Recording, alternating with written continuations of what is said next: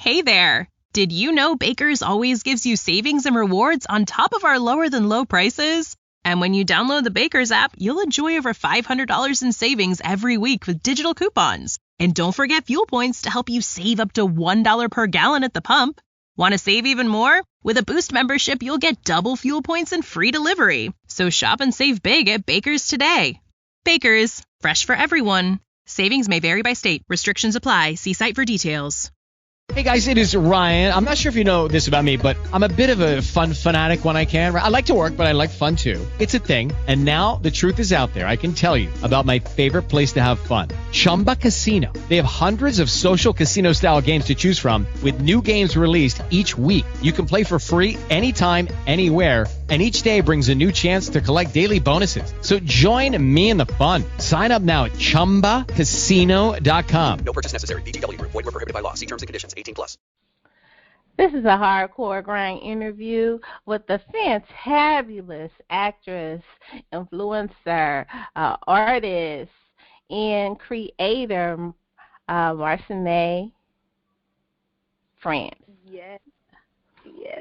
Yeah, call me Marcinée Lynette. That's my mom. Marcinée Lynette. Okay. I see you. Government. Wait, let's stop and redo that. Let's not get the government. Hold on.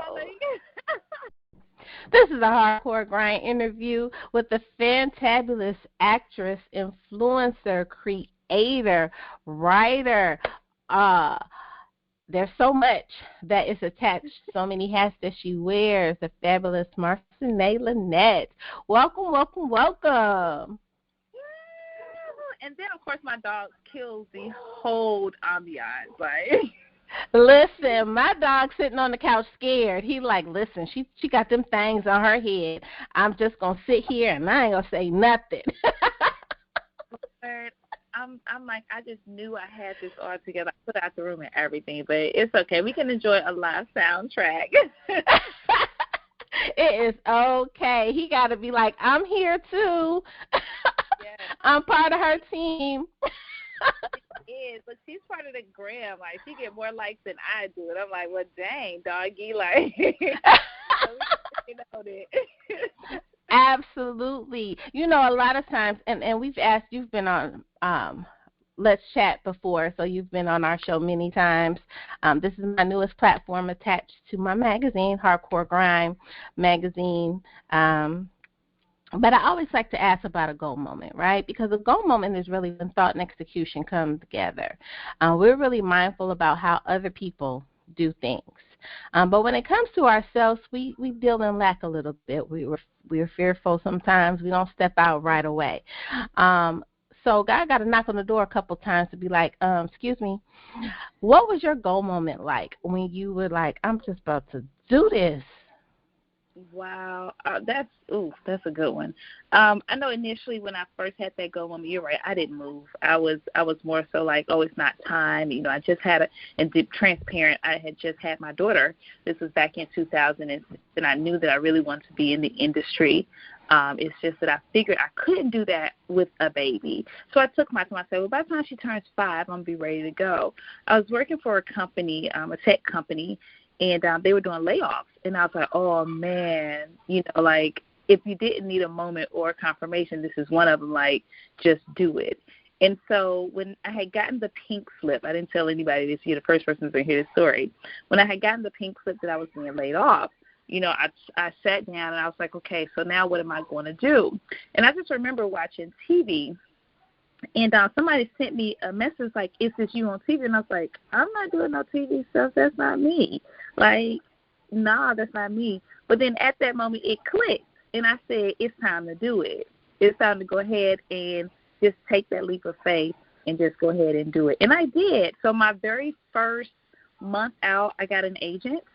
After I got my agent, I booked my very first TV role less than 3 months later. I mean, probably was before that. But at that moment, I was like, baby, you built for this. Let's go ahead and let's get it. And that was my goal moment. When I got that pink slip on my job, I said, yeah, I'm going to go ahead and take that leap.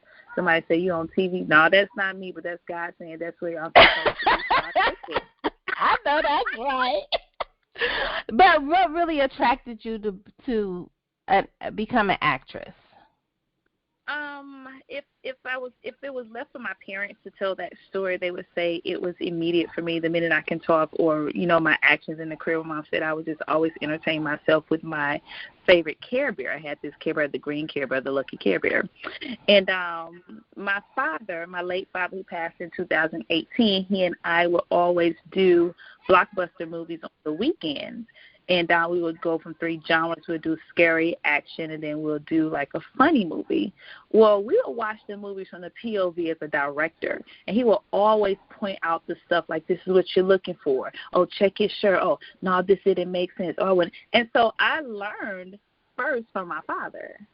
And when I understood it, like once I started watching movies, I was like, oh, I get it, understood it. I just kept developing from there. I mean, from creating with my sisters, creating my own stuff in the mirrors. I mean, I just took it there. In grade school, I did every play, every oratorical contest I can get into. I was like, look, put me in the game, coach. Put me in the game, coach. I won it. So it really started with my dad. It started my dad in Blockbuster. Shout out to Blockbuster and Pops, was sitting me down and showing me what to look for and what it meant to actually watch movies and to say, oh, look at this character, check how he's doing this, that, and the third. So, so shout out to my pops and Blockbuster. I love it. I love it. Now, of all the roles you have played in the past, what is your favorite role? Ooh, on TV? And I know this is going to sound eerie, but I'm going to say it because I'm a weird person, right? My favorite role was actually being a killer on TV when I actually murdered my husband. Okay,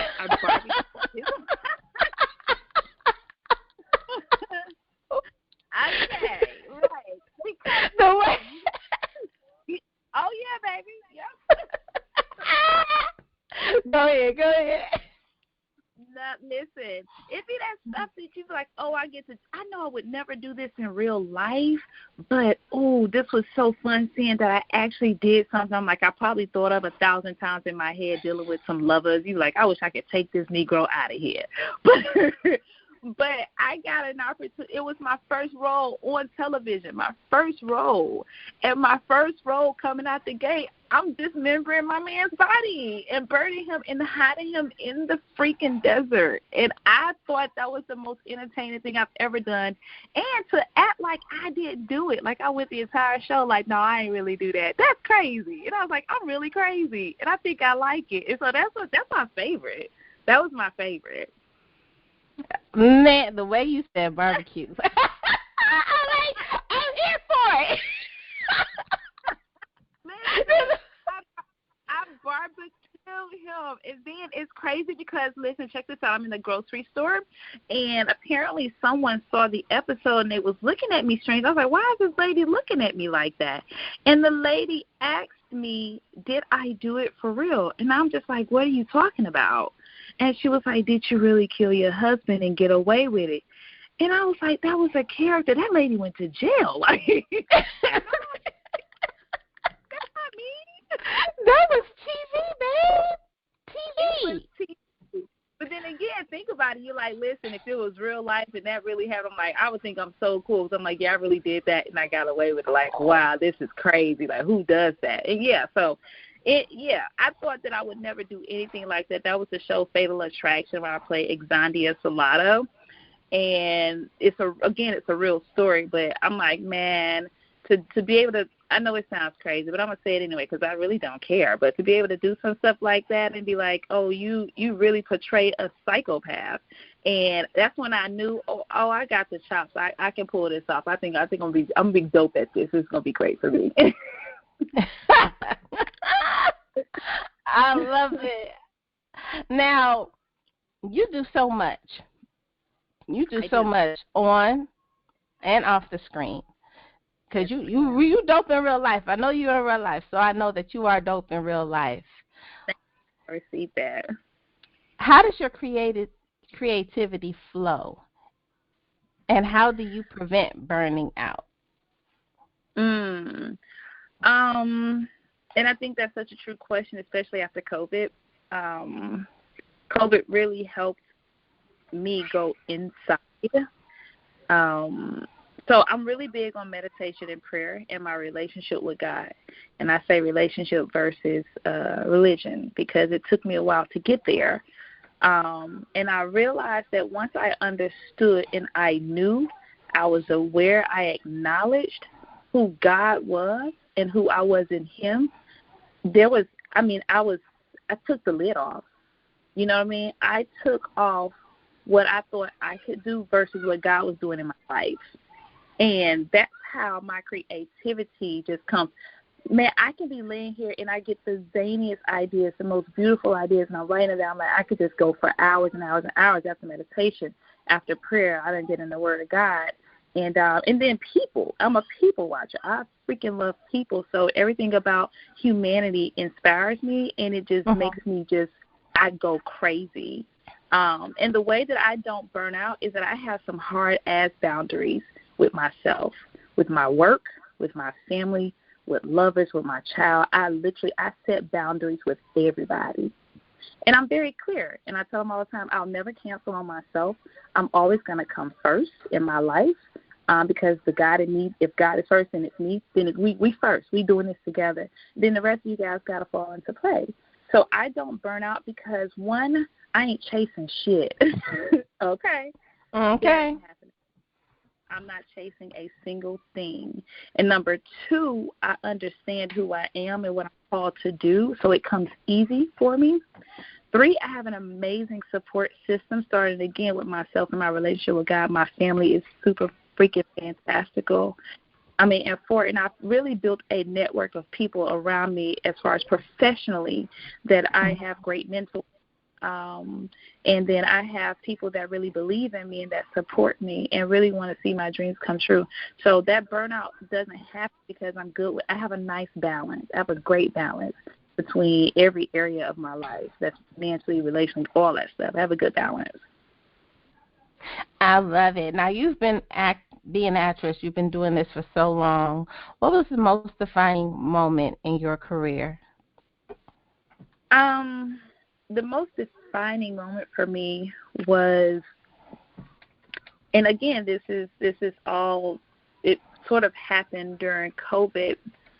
I booked a movie with one of the actors that I had seen on a growing up, sort of, and again, he was an international actor, and I remember auditioning for the movie The Valet, and I had gone through so many rounds of auditioning, and I guess they were trying to, make sure I was consistent personality-wise and to really fit the character. And I just remember being on a callback with the director, I believe his name was Richard Wong, and he said to me, and another casting director said to me too, was like, you're like one of the most amazing actors that I've come across on the Southeast. Now, granted, people would say that my role was small, but no role is small. Again, this was a defining moment. And it was during a time where in COVID, you're doing a lot of introspective work, and you're really spending a lot of time by yourself, and you're not getting the hugs and the I love yous and the thank yous, and work was kind of slow, and you're questioning whether or not this is for you, or if you should go in and get a full-time job, or if you choose another career path. And during that time when I booked that movie, I hadn't booked anything else, and so it had been so dry for a little while. But when I got on the call with that director, he made that statement to me, not that I needed his validation, but it was just the confirmation that, hey, keep going. You were born to do this. That really changed everything for me. From that time that I booked that movie, The Valet, I've just been running and running and running. When I say run, I mean running towards the destiny. I've been going, and then I've been learning how to evolve in that space, and get out that box. So that really changed everything for me.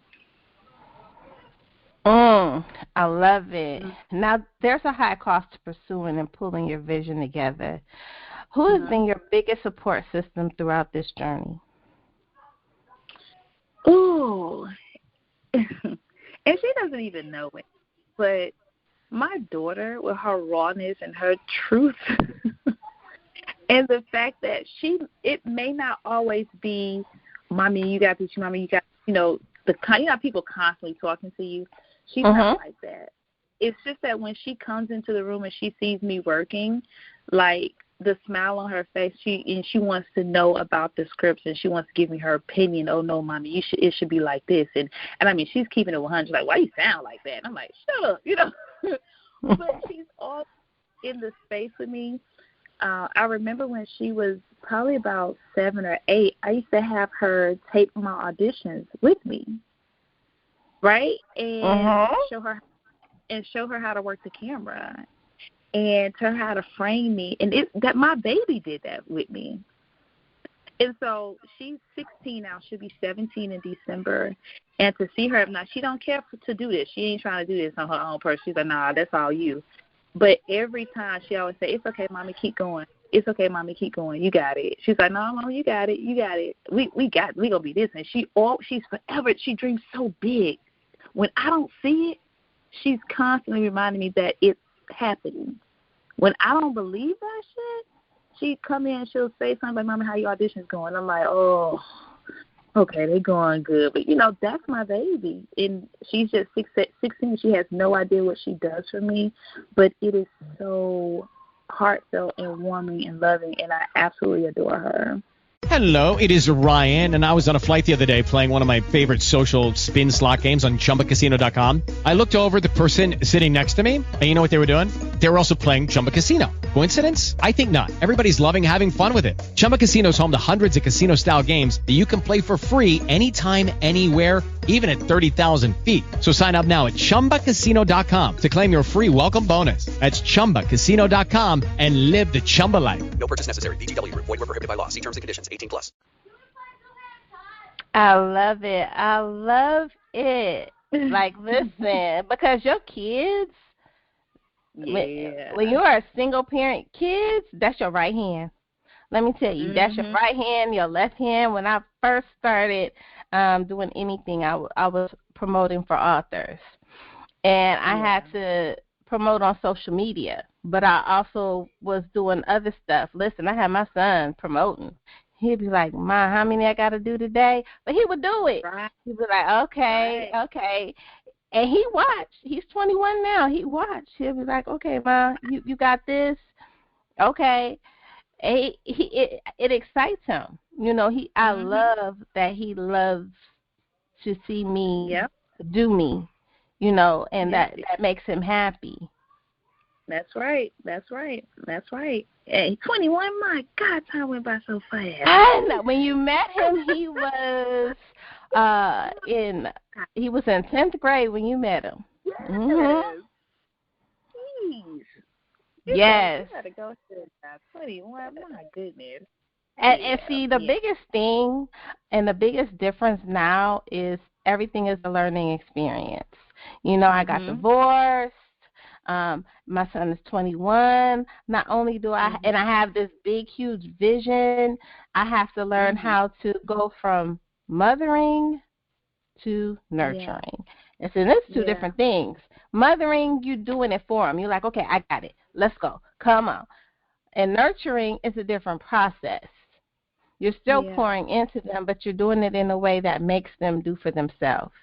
And that's scary for me because I just see his greatness, and I want him to be able to do whatever it is that's going to make him great in his mind. Do that. I'm trying to give you the space to do that, but now I got to give that space to myself. Yeah, come on, Sunshine. I listen. but listen, you know, and we're as parents, and especially now, I can say you're a single parent, although I'm sure Pop's, you know, dad is around. But, you know, as single parents, I'm not married, you know, but Kayla's father has been extremely active in her life. But still, I'm here as far as the bulk of the responsibility. And I thought that the hardest thing for me was to do for myself, because we just like, oh, we got to raise them right. We got to do this. We got to do that. Oh, it has to be this. But then we don't give ourselves that same energy. Oh, I got to raise you right, Marcia. Now you got to do this for yourself. You have to do this. You have to do that. Or you get to do this and get to that. And we forget that, you know, we're still babes in Christ. We're still children, right? We treat ourselves like that. And we still have to have our growth moments, even at 40. It's like you still going another level. you still got to treat yourself as if you've never been here before. You're going to need the guidance, and you got to guide yourself through this. So kudos to you for saying, hey, you know what? I got to nurture me. I got to nurture sunshine. I got to say this is what I need as well. Absolutely. And I like how you broke down single parent, because a lot of people assume as a single parent there is no father there. And that's not necessarily the case. They can have fathers, they can have father figures, they can have all of those things, but as the one that bears the brunt of everything, you're the sole responsible party. That is what makes you that single parent where you feel like, and I think a lot of people mix that up. They're like, I'm the mom and the dad. No, you're just you're the sole proprietor. It's your responsibility to do everything because you are on the forefront. That's right. That's right. Yep. And it took me a while to even use the term single parent because of the stigma that was attached to it. And so I never said that I was a single parent because I understood that I had so much support. But now as as she gets older, I'm like, well, I say I'm a single parent because single-handedly I'm with her most of the time. I'm responsible for what she does on a day-to-day, getting her to school. Now, what's happened here is that I'm a single parent with a hell of a lot of support. But I'm still a single parent because I'm not married. And I filed my taxes. Okay. Okay. But I love that. And I think, a lot of times it's our verbiage. The world is changing. There's still that fear within the change, but I see so much more up under all of the fearfulness that's happening, right? It's changing, and we have to start changing as a community because we are going into a dynamic era, right? Yeah. And part of that means that we have to change the way we speak, and we have to be more understanding, and we have to be clear because everybody, listen, clarity and boundaries keeps your edges together.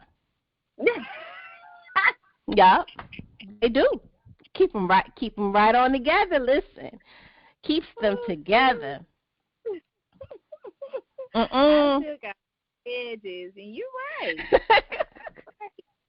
Like, listen, you learn, and we can roll it for a little bit, roll it back a little bit. You talk about like I was raised in a church, you know what I mean? So all I knew was service and what I thought church looked like and what we were supposed to do, and I'm like, man, this is a lot. But I'm like, I'm losing my edges because I don't understand the boundaries. I didn't have boundaries with that. None. I was all in. And I'm like, I know this ain't what this supposed to be like. I ain't trying to discourage nobody from ministry. Like, if it's your calling, help yourself. God bless you. But I'm like, for me, baby, for me in this house. Okay. Moving on. Boundaries will keep them edges together. Amen. and not even just church. You could throw work in there. Because, listen, there is so much quiet hiring going on. And for those that don't know what quiet hiring is they come to you and they say, oh, my God, you're so great.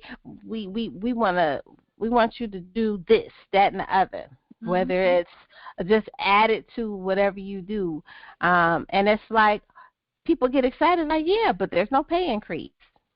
Ain't no pay increase, but we just need you to do this, that, and the other.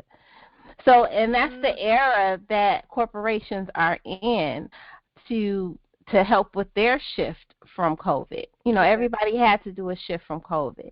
Everybody had to learn a new move. They had to learn how to grow, especially corporations, because these things will close down because they don't know how to shift.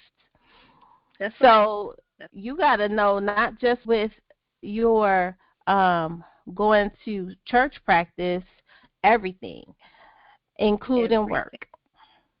Yep. Yes, ma'am.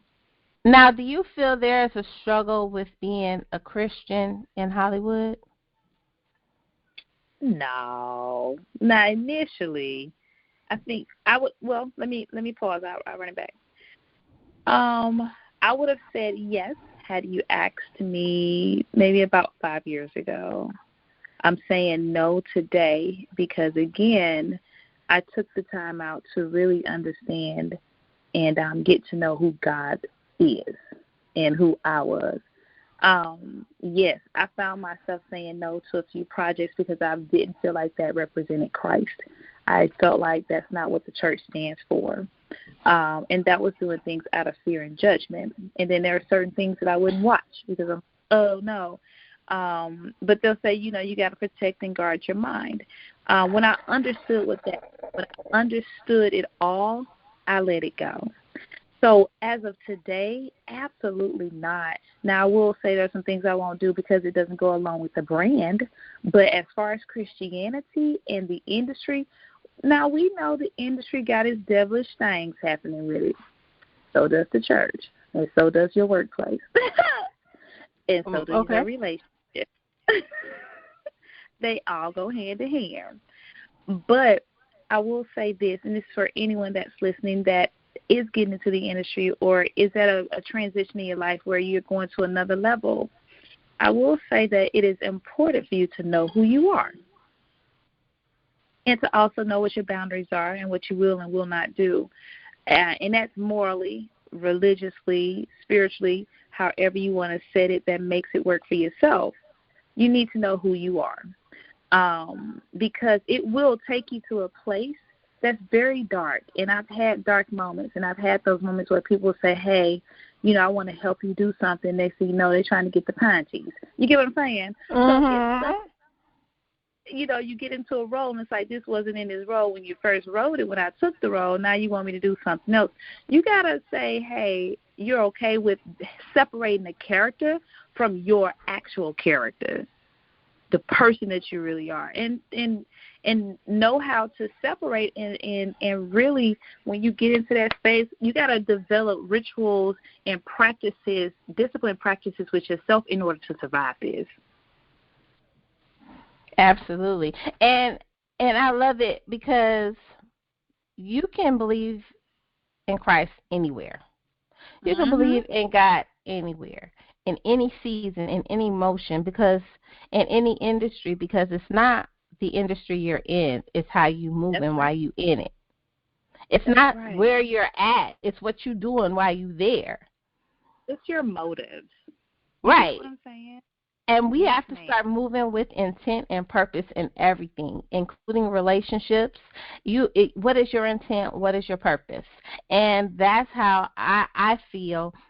Because discernment is a little different, right? Yes. If you're moving with intent and purpose, that helps you move in your discernment.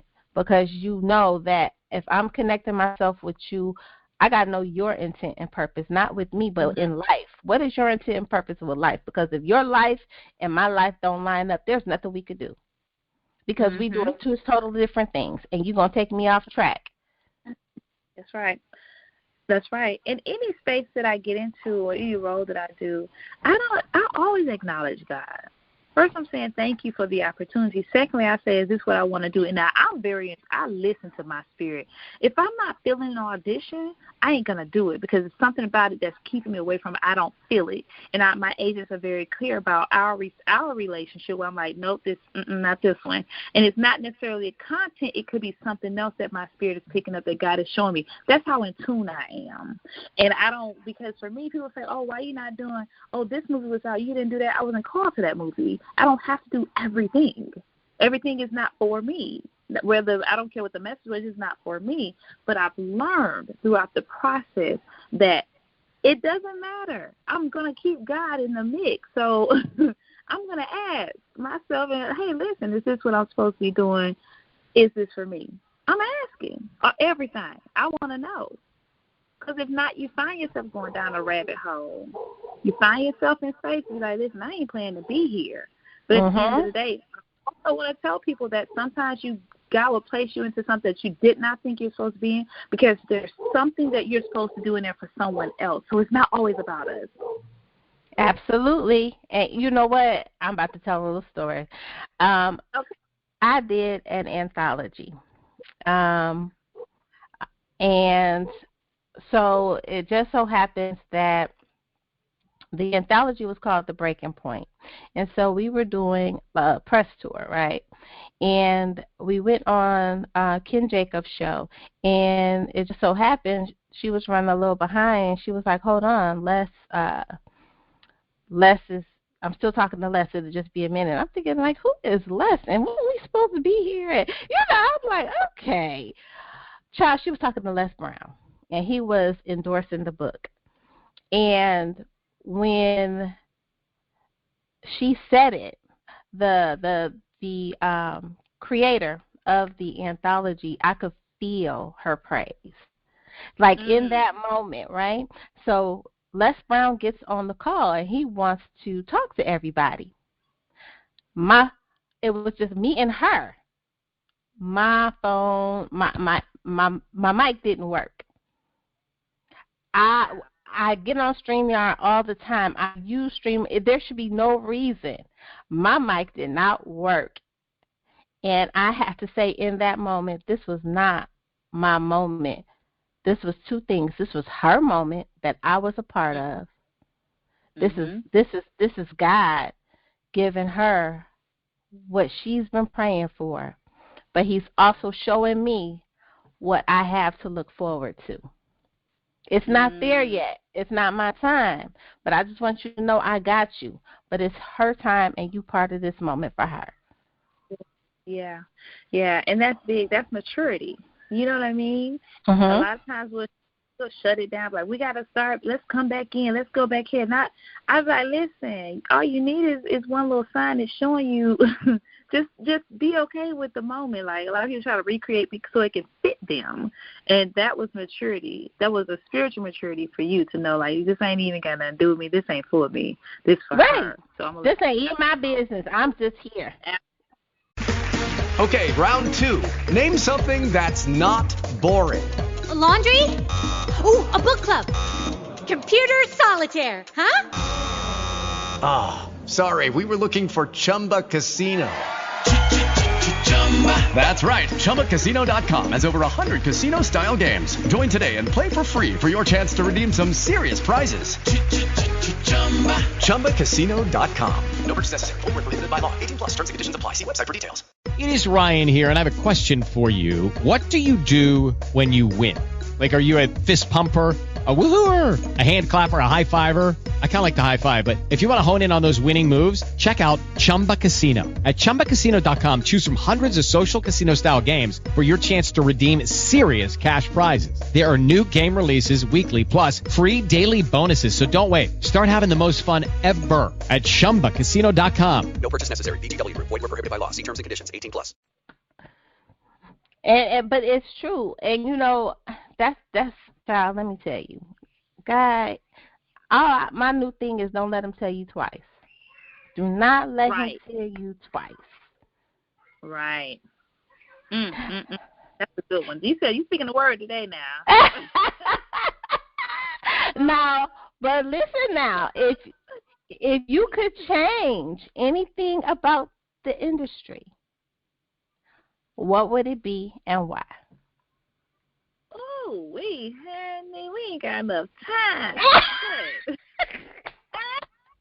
Baby, it's almost like talking about racism. Like, you can't. It's okay. I'm gonna pick one thing that way. Okay, I'll pick one thing. I would say I would change the structure of the Oscars. And I know the Oscars were around, and of course the industry was predominantly, I'll say, white-led, males especially, and every now and then they'll sprinkle a little black in there. Even now, like, I always go through it, and I'm forever researching African-American women actresses and how many received Oscars, and then what roles did you receive the Oscars for, how many were nominated, and it's still not fucking enough.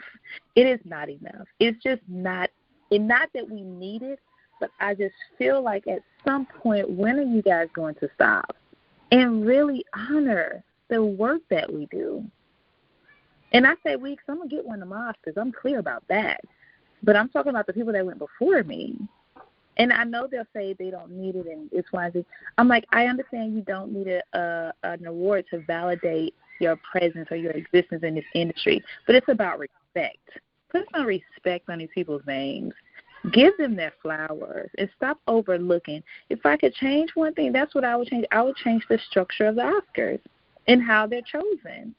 Now, this is my thought about the Oscars. You're absolutely right. The Oscars are not for us.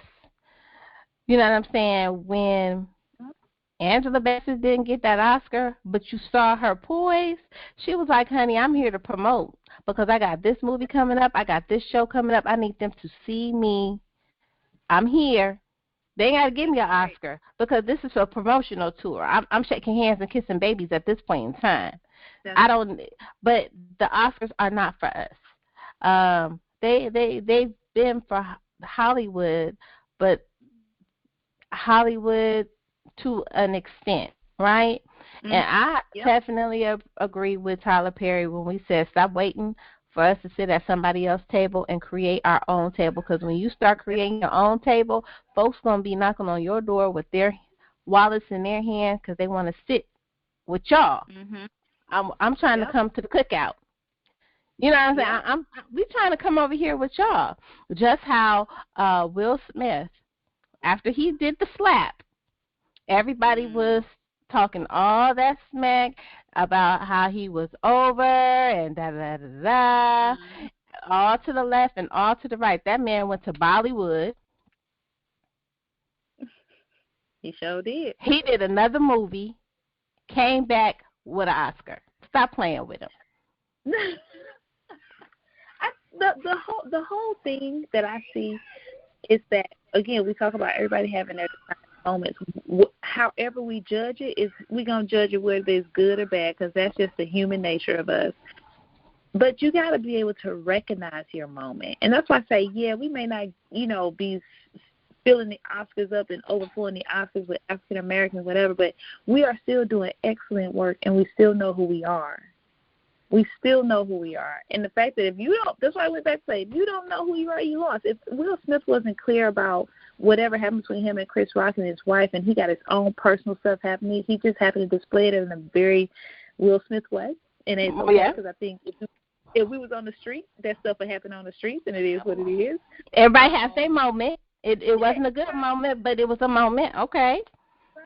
So judge it, but if he didn't know who he was, he would have had a complete breakdown. He would have been, missing for a while. But he took that and said, okay, so now what do I do? I'm still Will Smith. I still make great movies. I'm still an excellent actor. Now, do I cower, tuck my tail, or do I say, I'm going to capitalize on this opportunity to grow? And he took it to grow. You got to do what you got to do to make sure you remain true and loyal to yourself. Absolutely. And that's not the first time he's done that. Like Will Smith, he's calculated about this business. He knows where to move and how to move. He's did it in the music industry. He's doing it in Hollywood. Like, he's doing it now. And that's the other thing, because African American actresses and actors have been on the forefront in building these careers that we see.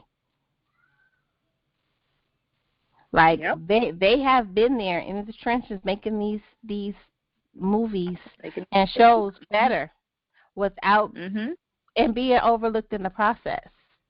But they keep going. If we look back at some of the older TV shows, Murder, She Wrote, Heart to Heart, how star-studded it was. They had all of these little roles, but when you look at who they are today, it's like, oh my God. They had all these stars in there, African American stars doing these small roles, but who are they today? You like, what? He played in Kojak, the man on the side of the road. That's right. And I love that. You'll be like, where have I seen this person before? And I love when that happens. It's like all of a sudden they just pop out. You would go back and research and be like, oh, that was him in the back. Look at that. I love it. We have been sprinkled in everything.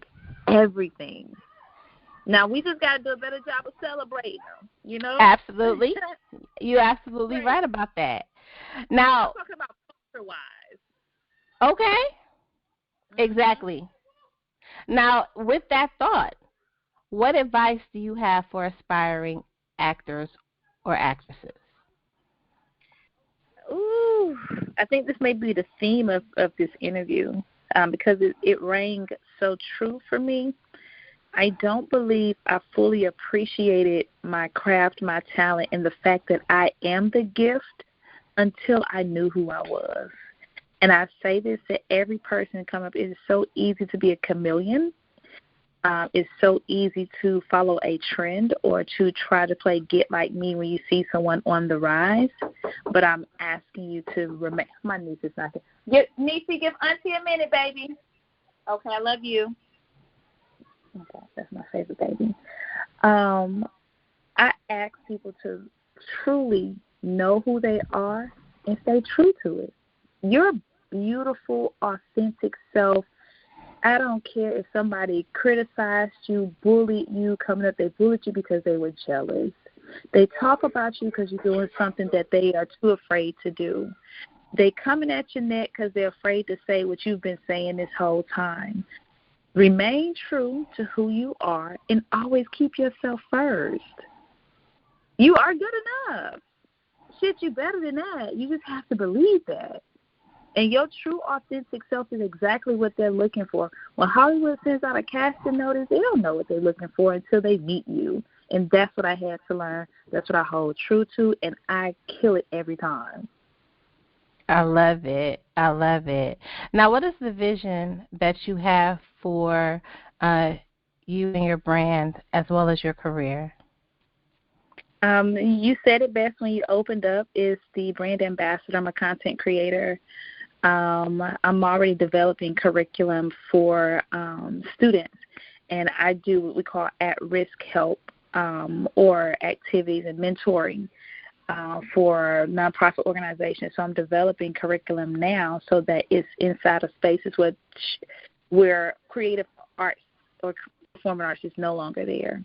And so that's the name of the game for me, is to develop a system where the children that are coming after us, or the people that are in transitions, whatever space they're in their life, coming behind us, has an outlet and a way to express themselves, because performing arts and creative work is freedom.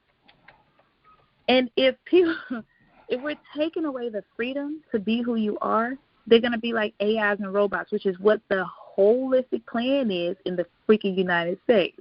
But people got to know that. But we have to keep stuff in the forefront that allows people to be free in their mind. And the only way to tap into that freedom is to really harness your creativity, no matter what it looks like, to harness your creativity and spread that joy, because that's the closest thing to God, is creating. And if people stop creating, then we will be straight up AIs and robots and almost non-existent. So my brand, again, is to continue to spread the word about freedoms and creative art, to develop programs for the youth. I have the production company underway. I mean, I just want to do this until they put my ashes in the ground, man. Like, I just absolutely love it. I love it. Now let's talk TikTok and Instagram, honey, because you are a social media influencer. Let me tell y'all, I met Marcinée in 2016. Listen, we have had some conversations. And I was like, you better do it. Let's talk about it. What was that? Like, what was that moment that you said, "Let me get these things in order"? Because you got TikTok and Instagram in the chokehold at this point. I'm sorry. Yes. First of all, I used to be so afraid to show myself. I would hide, okay? And I would hide. It was one thing to do the camera, right, to do the role that was written for me, the role that was presented to me that I auditioned for. Ooh, and they loved me in that role. That's one thing. Instagram and TikTok, I considered personal right before I considered business. And I was like, man, I don't want people to really know how crazy I am. Oh, what about the brand? Oh, what if they think I'm just too risque and freaky or whatever, right? I had those moments. It wasn't until, and I'm going to say this because I think this is very pivotal for me. The young lady that I do my TikToks with, her name is Mel. She and I had done a movie. I auditioned for a movie for her, a series back in. And now that had to be probably 2016 as well, and I'm almost certain that's when it was. And the role that I auditioned for, I didn't get it because I wouldn't say nepotism. She'll hurt me to this day, but whatever. Went to somebody else. But when she met me, she literally wrote a role for me. I didn't get the role I auditioned for. She wrote a role for me. And so she was dealing with a lot of depression. And I remember this was during COVID when I first started taking Instagram and TikTok seriously. She was dealing with a lot of depression, but I was the only person that was really calling her and saying, hey, how you doing? Oh, da-da-da. And I just happened to see her TikToks one day. I was like, you do TikTok? And I told her, I said, listen, I'm afraid to do this stuff because I feel like I don't want people to see certain sides of me because of judgment. I lived in a judgmental space at the time. And I said, I feel like I'm going to be judged. I'm in the church. I'm doing this. I'm doing that. And she was like, okay, yeah, right. She said, let me just show you how to do it, and then we'll go from there. All right, fast forward. We're doing TikToks now, and I'm like, oh, shit, I really enjoy this. Like, oh, this is me. And then I had no problems. At this time, I'm going to therapy now because you got to preface and stuff. I got to tell people, we talk about the glitz and the glam, but let's talk about the process. I had to go through therapy, okay? From losing my father to church to relationships. Listen, I was a walking meanie at the time in my life. But when I met her, she and I reconnected, we started doing those TikToks, and I just opened up so much. And I was like, you know what? I'm not afraid for people to see me. I'm not afraid to show who I am. I am not afraid for whatever comment that's going to come through, that won't come through, whoever follows, unfollow. But I'm not afraid of it anymore. And because she did those TikToks for me, and all of a sudden I was like, oh, my God, it's nothing like having some serious support without the judgment. And the encouragement is like, girl, you got this. People love you. And I'm like, oh, they do. And that's how it happened. And I was like, oh, wait, I have great material, and I'm really good at this. Oh, and people actually like it? Oh, shit. I went ham, man. I went ham. Listen, I said, I put it out there, okay? But you know what? This is the thing. Everybody is not meant to go with you. You know what I'm saying? And those that see you, not what's on social media, but absolutely see you to know what God has inside of you, what He is going to bring out of you, and be able to rock with you in any season. You see what I'm saying? That is our job. That is our responsibility, because we see what God has in you. Like, we see the God in you. Do you? If God got something to say, He gonna tell us. My job is to share the shenanigans with her. I'm sharing these shenanigans. Share stories. Right. Man, listen, you hit the nail on. That's exactly what it was for me. In that moment, the only thing I asked myself is, God pleased with me? Because other than that, He never told me that He wasn't. This is all in my head. If you gave me the gift and the power to do these things, He didn't preface that stuff. He didn't say, but don't do it. No, He did not preface this stuff. We did that. And when I said, man, God is in everything that I do. God is in everything that I do. I don't care if you agree, if you don't agree. That's not my problem no more. Just don't freaking follow me. That's it. Listen, I lean not onto my own understanding. If it ever gets to where I say I don't understand, it's not my business. It's not my business to understand that. It's not. And I'm okay with that because I know that I know my lane. And that's why I'm like, if God got an issue, he going to let her know. But my job, as for what I'm supposed to do, share stories. Yes. Over here, over there, because that's my position. I love it. Play your position. Everything. Like, you ain't even take care of you. Play your own position. Take everybody else's position. Play your own position. Like, dead serious. Listen, Lissha, I'm telling you right now, man, I'm so carefree. I don't care.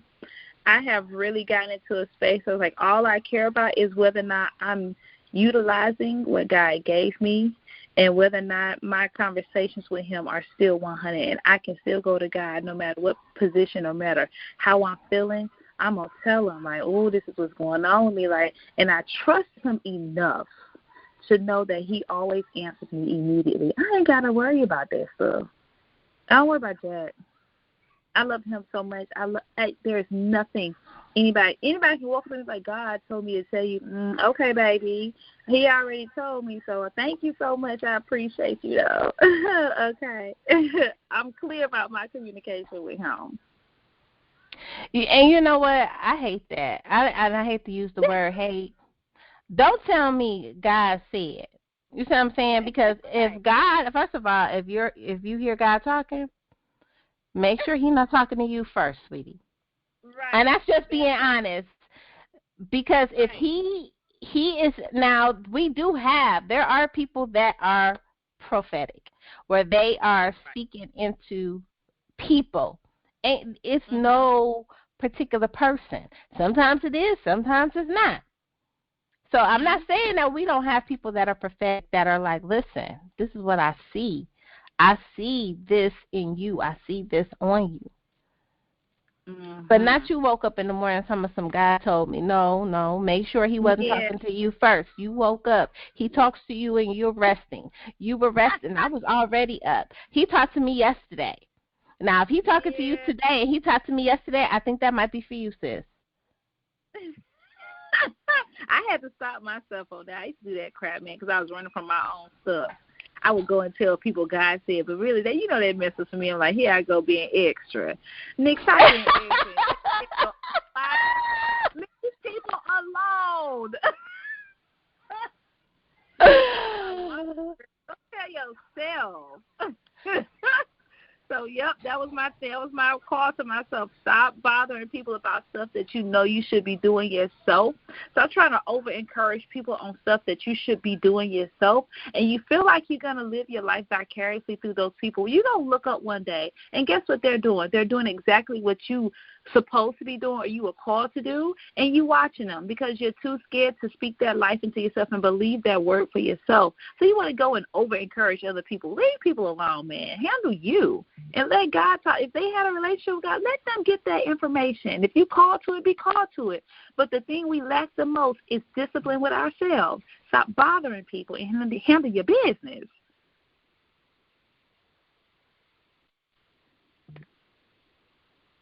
Uh-oh, did I lose you?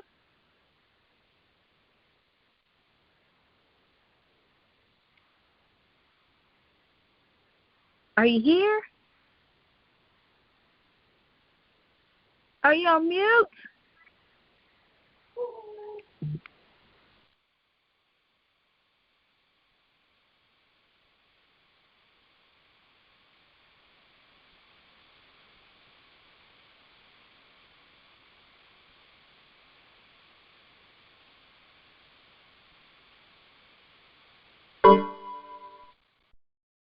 Hello?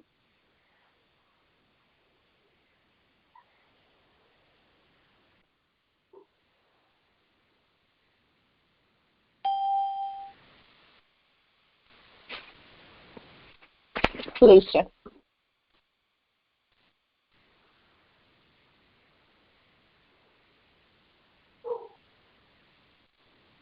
Are you here? Me?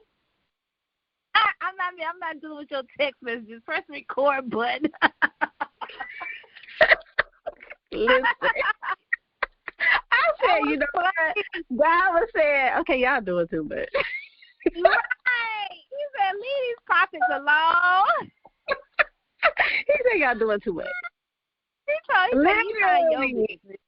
Right. Listen, literally. And you know what? I am not cutting this out. I'm going to piece the two parts together because, listen, literally, I had a whole blackout, whole entire house. That's what reset like. Are you ready to continue? Friend, yes. That show was classic. I was like, oh, he was talking to us. Okay, then. But see, all that did was prove the point. When he's talking to you, you don't know he's talking to you. Girl, that thing was funny to me. I said, well, no, you have to during the interview, God. Hey. You could have let us finish. I mean, dang. If you can use anything, God, you can use me. Like, okay, I'm fine with it. Thank you. But wait a minute. That go to when you tell God, let me be a vessel. Ain't no telling how it's coming. Girl, we can't. That vessel was classic. Do you hear me? Hey, wait, Lissha, how come I started looking around like, wait, what happened? Like, what I did? I started looking around my room like, what? Wait, don't come down now. Like, hold on. I'm sorry, Jesus. Right. Listen, we apologize for that moment, guys, because, you know, that was not a you. He said, y'all being mad fleshy. Move on. You fleshy. Stop. All right. Okay. When I say everything it all came back on like, are you ready? Because you was doing too much. Yep. Get my people back on board. Yes, sir. Okay. Oh, that was classic. That was classic, y'all. For real. Like, listen, when I started Hardcore Grind magazine, I would use this just to record the interviews because everybody doesn't do interviews where you put them in the email and you send them the questions, or sometimes questions take too long to come back, whatever the case may be.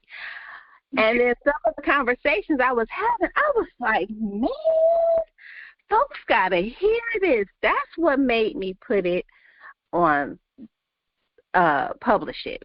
Because I'm like, we having conversations, and I'm like, wow, this is some good stuff. This is like really too good to just leave to the side.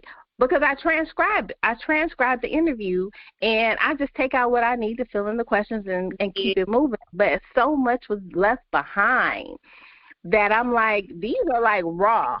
I don't have any music. I don't have anything. It's just we talking. And this is why. This is a true moment, y'all. Let me tell you. They wouldn't believe us if they didn't have it on us there recorded. Man. Okay. Whew. All right, we back, God. Amen. Okay. And look, it came back recording. Right. I don't even have to piece them together. We still recording.